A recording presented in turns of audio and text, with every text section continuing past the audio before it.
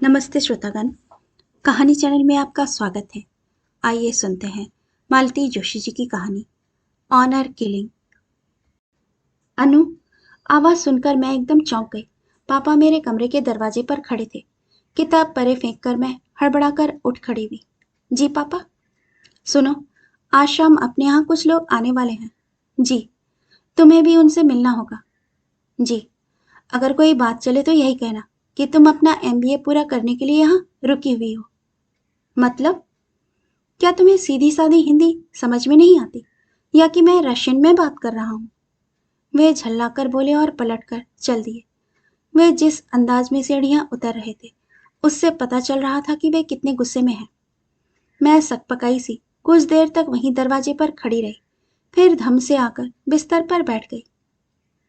मैं एमबीए कर रही थी, यह सच था, पर मैं उसके लिए भारत में रुकी थी, यह एक अर्ध सत्य था।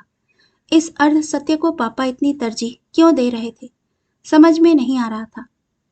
मैंने पापा के ऑफिस रवाना होने तक प्रतीक्षा की।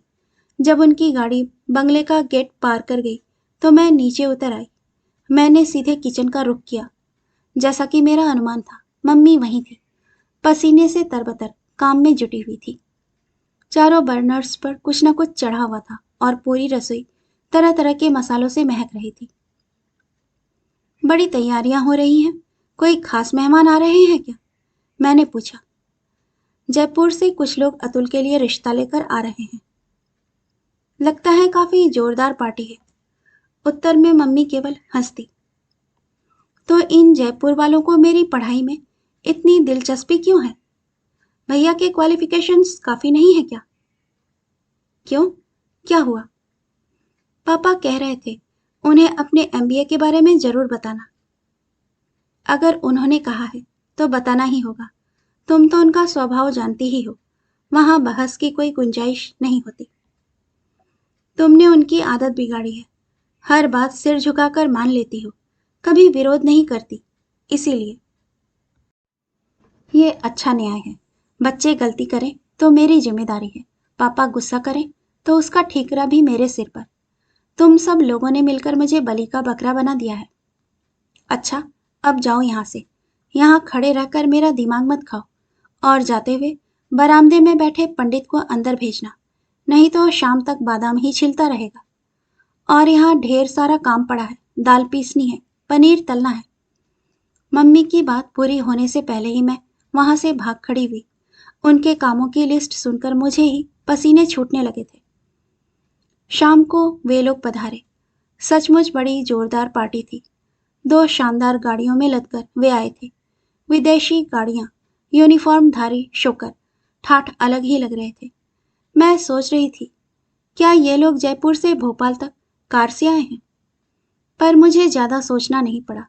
परिचय के दौरान ही पता चल गया कि वे फ्लाइट से आए हैं। यहाँ एक रिश्तेदार के यहाँ ठहरे हैं। गाड़ियां बता रही थी कि रिश्तेदार भी काफी तगड़ा आसामी है। वे साथ आए भी थे।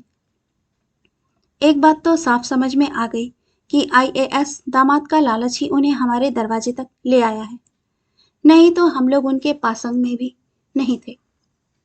पापा सचिवालय में बहुत ऊंचे पद पर थे जरूर, पर सभी जानते हैं कि सरकारी नौकरी का तामझाम सिर्फ ऊपरी होता है। बैंक बैलेंस के नाम पर तो शून्य ही होता है। परिचय की औपचारिकताएं पूरी हुई। मेरा परिचय करवाया गया।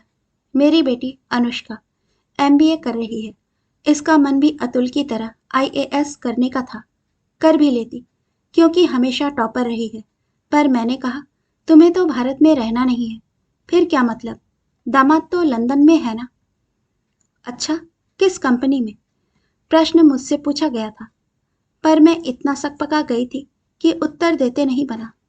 पापा ने ही मेरी ओर से इस प्रश्न का और बाकी सब प्रश्नों के उत्तर दिए। मुझे तो जैसे सांप सूंघ गया था। उन लोगों के जाते ही पापा एकदम फट पड़े। क्या तुम्हें 2 शब्द ठीक से बोलना भी नहीं आता? पूरे वक्त मुंह में दही जमाई बैठी रही। कौन कहेगा कि ये लड़की हमेशा टॉपर रही है? पापा, बात सिर्फ मेरी और मेरी पढ़ाई की होनी थी। आप तो पता नहीं क्या क्या कह गए। लंदन वालों को बीच में लाने की क्या जरूरत थी? क्यों, दामाद नहीं है वो हमारा? अब अब जो भी है उसका ढिंढोरा पीटने की क्या जरूरत है? क्या पहले ही मुलाकात में सारे पत्ते खोलकर रख दूं ताकि लड़की वाले बिदक जाए? मेरी तो एकदम रुलाई ही फूट पड़ी। बड़ी मुश्किल से अपने आंसू रोकते हुए मैं कमरे से बाहर निकल गई। मम्मी ने शांत स्वर में समझाने की कोशिश की, जरा सब्र से काम लीजिए, बेचारी अभी उस हादसे से उबर नहीं पाई है। मैं ही कौन सा उबर पाया हूँ मैडम, मुझे तो पूरे 15 लाख की चपत लगी है। मेरे गाढ़े पसीने की कमाई पानी में चली गई। पापा की बात सुनकर मैं एक गहरे अपराध बोध से भर गई। इतने दिनों तक सिर्फ अपना दुख सहलाती रह गई थी, इस पहलू पर कभी गौर ही नहीं किया था। इस हादसे के कारण मेरी शादी एक हादसा ही तो थी। घर के बचत खाने में कितना बड़ा छेद हो गया था, मुझे इसका एहसास ही नहीं था। शर्म से गड़ गई थी मैं। मेरे मुंह में दही जमाने के बावजूद बात पक्की हो गई थी। पापा मम्मी भैया को लेकर जयपुर लड़की देखने गए थे। मैं साथ नहीं गई। सच तो यह है कि मुझसे साथ चलने के लिए कहा ही नहीं गया। शायद मेरा साथ जाना उन्हें निरापद लगा हो। लौटकर सब लोग बहुत खुश नजर आ रहे थे। बहुत तगड़ी पार्टी है भैया, कितने का हाथ मारा? मैंने चुटकी ली। लेन देन की तो कोई बात अभी हुई नहीं, शायद उसकी जरूरत ही नहीं है। बिना मांगे ही बहुत कुछ मिल जाएगा। खास बात यह है कि बहुत इन्फ्लुएंशियल लोग हैं, रसूख वाले हैं, संसद के गलियारों तक पहुंचे, दोस्ताना है। इसीलिए तो पापा इतने एक्साइट हो रहे थे। मतलब यह कि अभी मेरे कैरियर की शुरुआत हुई है। इस समय अगर अच्छा पुश मिल जाता है तो उससे अच्छी बात क्या होगी? लड़की कैसी है? ठीक ठाक है। ऐसे तगड़े पैकेज के साथ तो कानी कुबड़ी भी चलेगी। भैया प्लीज, मैंने ठुनक कर कहा। वे हंस दिए। मजाक कर रहा था मैं। लड़की अच्छी है, कम से कम उसे भाभी कहते तुम्हें शर्म नहीं आएगी। पूरे घर में खुशी की एक लहर व्याप्त हो गई थी। पापा के उत्साह का अंत नहीं था। सगाई का जश्न वे अपने शहर में करना चाहते थे। बोले, जरा वे भी तो हमारा जलवा देखें। लंबा चौड़ा कार्यक्रम था। पहले वे लोग भैया का टीका करेंगे, फिर हम लोगों की ओर से कन्या की गोद भराई होगी, बाद में रिंग सेरेमनी और फिर शानदार डिनर। शहर का सबसे सुंदर और सबसे महंगा हॉल बुक किया गया। Best caterer, best decoration, best entertainment, सब कुछ बेस्ट ही होना था। खूबसूरत कार्ड्स छपवाए गए, मेहमानों की, स्थानीय निमंत्रितों की लिस्ट बनाई गई। शादी चूंकि जयपुर में होने वाली थी, इसलिए इस बात का खास ख्याल रखा गया कि स्थानीय आत्मीय परिजन परिचितों में कोई छूट न जाए। कार्ड्स पर नाम पते लिखने का काम मैंने अपने ऊपर ले लिया। एक नाम पढ़ते ही जैसे मुझे करंट लग गया। हाथ रोककर मैंने पूछा, पापा आप इन लोगों को भी निवेदन देंगे? बिल्कुल, देना ही पड़ेगा, वे मेरे समधी हैं। लेकिन पापा, अब जबकि सब कुछ खत्म हो गया है। क्या खत्म हो गया है? अब भी तुम उस घर की बहू हो और वे इस घर के गणमान्य मेहमान हैं। उन्हें ना बुलाने से नए समधियों के पास गलत मैसेज जा सकता है। मैं अवाक होकर उन्हें देखती ही रह गई। बड़ी मुश्किल से मेरे बोल फूटे, पापा जिस रिश्ते को मैंने नकार दिया है उसका बोझ आप क्यों ले रहे हैं? यूं नकार देने से रिश्ते खत्म नहीं हो जाते अनु। जब तक तलाक नहीं हो जाता ये रिश्ते हमें ढोने ही पड़ेंगे। तलाक तो कब का हो जाता पापा, पर आपने होने नहीं दिया। आपने कहा था कि तलाक की पहल उन लोगों को करने दो, इससे हमारा अपर हैंड बना रहेगा। आप शायद चाहते ही नहीं थे कि तलाक हो, इसीलिए। तुम ठीक समझ रही हो। तुम जिस तरह एक झटके में सब कुछ छोड़कर चली आई, वह मुझे कभी अच्छा नहीं लगा। यह तुम्हारी परले दर्जे की बेवकूफ़ी थी, हठ धर्मिता थी। You should have given this marriage a trial. एक झटके में? पापा, मैंने पूरा 1 महीना उस नर्क में गुजारा है। And it was not a trial, it was a torture. 1 महीना? इस पूरी जिंदगी के सामने 1 महीने की अहमियत होती ही कितनी है, जरा सोचो। खैर, इन सब बातों पर बहस करने का अभी समय नहीं है। तुम अपना काम देखो, मैं अपना देखता हूँ। एंड माइंड यू, वो लोग आएंगे तो तुम उन्हें रिसीव करोगी और अतुल के इन लॉज से इंट्रोड्यूस करवाओगी। No argument please. कुछ कहने के लिए खुला हुआ मेरा मुंह नो आर्ग्यूमेंट का आदेश सुनकर खुला का खुला रह गया। मैं सिर पकड़कर बैठ गई। हताशा के उन क्षणों में एक बात साफ समझ में आ गई कि पापा नहीं चाहते कि मेरे असफल विवाह की गाथा कहीं प्रचारित हो। वे इस बात को हर तरह से ढांकने का प्रयास करते रहे हैं।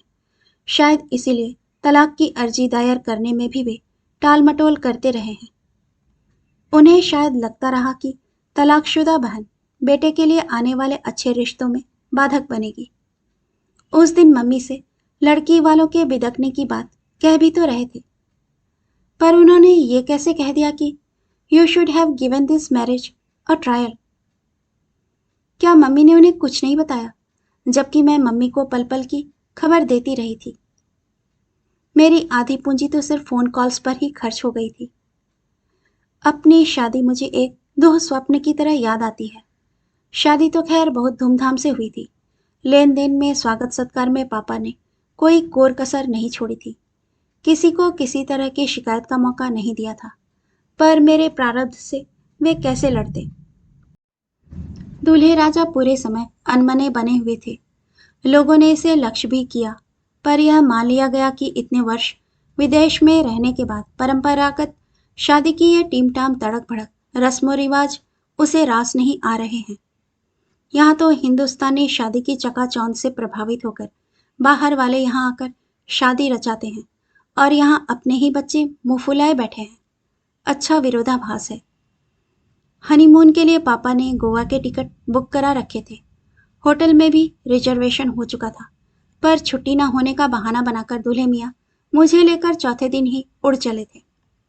मेहमानों से भरे घर में परिचय का कोई जुगाड़ नहीं हो पाया था। फ्लाइट में भी हम लोग अजनबियों की तरह पास पास बैठे रहे। हमारे बीच बस औपचारिक सी बातें होती रही। वह एक नवविवाहित जोड़े की यात्रा तो कहीं से नहीं लग रही थी। मुझे लग रहा था कि घर जाकर ताला खोलना पड़ेगा, पर प्रशांत ने वहां पहुंचकर फ्लैट की घंटी बजाई। पल भर में ही एक गौरांगना ने दरवाजा खोला। दूसरे ही पल वह प्रशांत से लिपट गई और उन्हें बेतहाशा चूमने लगी। बड़ी मुश्किल से प्रशांत ने उसे अलग किया और बेहद सपाट आवाज में कहा, हनी, दिस इज अनुष्का। फिर मुझसे बोले, ये ग्लोरिया है। पिछले 3 साल से हम लोग साथ रह रहे हैं। पूरे रास्ते जिस तरह का माहौल रहा, उससे मेरे उत्साह पर, उमंगों पर पाला पड़ चुका था।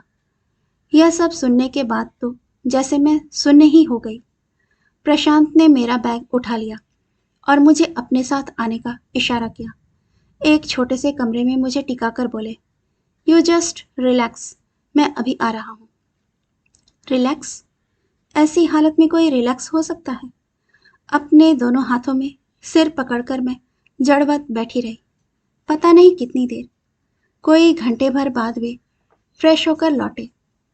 मेरे सामने वाली कुर्सी पर बैठ गए और बोलना शुरू किया। शादी के लिए मैंने मना कर दिया था, बार बार मना करता रहा, पर माँ नहीं मानी। पापा को हार्ट अटैक आ गया। माँ ने सुसाइड की धमकी दे डाली। मजबूरन मुझे हाँ करनी पड़ी। इकलौता बेटा हूं ना, उसी की सजा भुगत रहा हूं। मैंने तो अभी माँ से कहा था कि तुम्हें बहू चाहिए थी ना, सो ले आया हूं, अपने पास रख लो। तो बोली, अभी रख लूंगी तो लोग तरह तरह की बातें बनाएंगे, बाद में छोड़ देना। इसीलिए साथ लाना पड़ा। जितने दिन रहना चाहो रहो। तुम्हारी वापसी का ओपन टिकट बना हुआ है। जिस दिन जाना चाहो बता देना। उसके बाद वे उठकर चल दिए थे। पति पत्नी के बीच यह आखिरी संवाद था। सारे सपने एक क्षण में धाराशायी हो गए थे। रात भर बैठी मैं उनका मातम मनाती रही। कब आंख लग गई पता नहीं चला। सुबह उठी तो घर खाली था। मैंने किचन में जाकर किसी तरह चाय बनाई और मम्मी को फोन लगाया। रो रो कर सारा हाल बताया। वे बार बार यही कहती रही, थोड़ा धीरज रखो, सब ठीक हो जाएगा। 1 महीने तक मैंने धीरज रखा। उन दिनों मैं जैसे किसी अतीन्द्रिय जगत में जी रही थी। उन लोगों के घर छोड़ने तक मैं अपने कमरे में सांस रोके पड़ी रहती, फिर अपने लिए 1 कप चाय बनाती और बाहर निकल जाती। किसी होटल में कुछ खा लेती, विंडो शॉपिंग करती, किसी सिनेमा घर में जाकर बैठ जाती या निरुद्देश उस अनजान शहर की सड़कें नापती। एक दिन छोड़कर मम्मी को फोन करती और उनका यही तकिया कलाम होता, धीरज रखो बेटा, सब ठीक हो जाएगा। लंदन की सड़कों पर घूमना आसान नहीं था। हर कदम पर पैसों की जरूरत पड़ती थी। धीरे धीरे मेरे पैसे चुकने लगे। जब सिर्फ टिकट के लायक पैसे रह गए तो मैंने मम्मी को फोन किया। अब नहीं सहा जाता, मैं आ रही हूँ। और मैं आ गई। मेरे स्वागत में कोई पलक पावड़े बिछाएगा, ऐसी मेरी अपेक्षा नहीं थी। पर ऐसे ठंडे स्वागत की भी मैंने कल्पना नहीं की थी। मेरी अग्नि परीक्षा का उनके निकट कोई मूल्य नहीं था, यह तो स्पष्ट हो चुका था। पर ये लोग मुझे ही दोषी करार देंगे, ऐसा नहीं सोचा था। पापा की बातों ने आज मुझे मेरी औकात बता दी। मेरे लौटने के सप्ताह भर बाद ही प्रशांत की माँ मुझसे मिलने आ गई। शायद मम्मी ने ही उनके पास संदेश भिजवाया था। मुझे मिलने की जरा भी उत्सुकता नहीं थी, पर मम्मी के आग्रह को टाल ना सकी। पर मम्मी के लाख इशारा करने के बावजूद मैं उन्हें प्रणाम करने का मन ना बना सकी। वे बार बार यही कहती रहीं, सब्र से काम लो बेटा, धीरे धीरे सब ठीक हो जाएगा। मैं सिर नीचा किए चुपचाप सुनती रही। मुझे तो अब यह वाक्य रहसा गया था। समझ गई कि माँ लोगों के पास इससे ज्यादा कुछ कहने को होता ही नहीं है। मम्मी समधिन की खातिरदारी में लगी रही और मैं मूक दर्शक बनी बैठी रही। लेकिन जैसे ही वे चलने को हुई, मैं तपाक से उठ खड़ी हुई। मम्मी, तुम्हारे घुटनों में दर्द है ना? तुम बाहर मत जाओ, मैं आंटी को गाड़ी तक छोड़ दूंगी। मम्मी खुश हो गई कि देर से ही सही मुझे अपना फर्ज याद तो आया। लाड से बोली, आंटी नहीं कहते बेटे, मान जी बोलो। उनकी बात अनसुनी करके मैं पोर्च की सीढ़ियां उतर गई। प्रशांत की माँ धीरे धीरे उतर रही थी। मैंने उन्हें सहारा देने की जरा भी कोशिश नहीं की। जब वे समतल जमीन पर आ गई तो मैंने चलना शुरू किया और बोलना भी। आंटी, आपको ग्लोरिया के बारे में पता था ना? वे चलते चलते रुक गई। विस्फारित नेत्रों से मुझे देखने लगी। कुछ क्षण मेरा प्रश्न हवा में ही टंगा रह गया। मैंने उसे फिर से उनकी ओर उछाल दिया। आपको पता था ना? वे सकपका गई थी। धीरे से बोली, हाँ, वैसे कुछ कुछ पता था। पता था? फिर भी आपने एक निरपराध लड़की को उस आग में झोंक दिया, उसकी जिंदगी बर्बाद कर दी। उनके चेहरे पर हवाइयां उड़ने लगी थी। कांपते स्वर में बोली, मैंने सोचा, हमें लगा कि धीरे धीरे सब ठीक हो जाएगा। क्या ठीक हो जाएगा? मेरा स्वर एकाएक तल्ख हो उठा था। पराई बेटियों को आपने क्या सुधार गृह समझ रखा है, जो आपके बिगड़ैल बेटों को ठीक कर देंगी? उनसे कोई उत्तर देते नहीं बना। वैसे भी हम उनकी गाड़ी के पास पहुंच चुके थे। हमें देखते ही ड्राइवर अपनी सीट से उठ खड़ा हुआ। उसने पिछला दरवाजा खोला और अदब से थोड़ी दूर पर खड़ा हो गया। मैंने प्रशांत की माँ को सहारा देकर गाड़ी में बिठाने का नाटक किया और जब वे ठीक से बैठ गईं तो धीमे किंतु दृढ़ स्वर में कहा, अगर आपको अपना सम्मान प्यारा है तो दोबारा यहाँ मत आइएगा। और मैंने धीरे से गाड़ी का फाटक बंद कर दिया। मेरी धमकी काम कर गई थी। दोबारा उन्होंने इस घर का रुख नहीं किया था। पर मुझे क्या मालूम था कि मेरी यह दिलेरी एक दिन मुझे कितनी महंगी पड़ेगी। अनु, उस दिन पापा ने दफ्तर से लौटते ही आवाज दी। आजकल पापा की पुकार सुनते ही दिल धड़कने लगता है। पता नहीं क्या आदेश दें। मैंने डरते डरते ही डाइनिंग रूम में प्रवेश किया। मम्मी चाय लगा रही थी। उन्हें देखकर जरा धीरज बंधा। बैठो, आदेश हुआ। मैं बैठ गई। पिछली बार जब प्रशांत की माँ हमारे यहाँ आई थी, तुमने उनसे कुछ कहा था? मैं चुप। कुछ बोलती क्यों नहीं? जवाब दो। अरे क्या जवाब देगी वह? उस दिन भी इसी तरह चुप बैठी रह गई थी, बल्कि बाद में मैंने इसके लिए डांटा भी था। तुम चुप रहो, पापा दहाड़े। हर बार उसका पक्ष लेती रहती हो। सही गलत कुछ तो समझा करो। मैं सच कह रही हूँ, वह पूरे वक्त इसी तरह होठ सीकर बैठी रही थी। वह तो उनके सामने आना ही नहीं चाहती थी। मैं ही खींचकर बाहर लाई थी, तो बुत बनी बैठी रही।